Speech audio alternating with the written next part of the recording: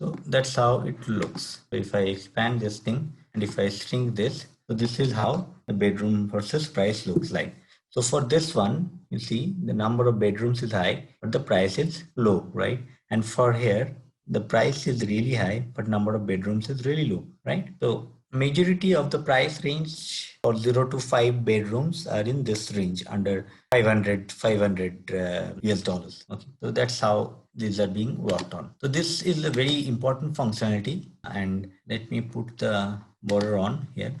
So this is a very important functionality of integrating R with Power BI, and this gives us more flexibility of using the power of both the tools in visualizing the data. So that's R and Power BI. So that's all in this tutorial. Thanks for watching.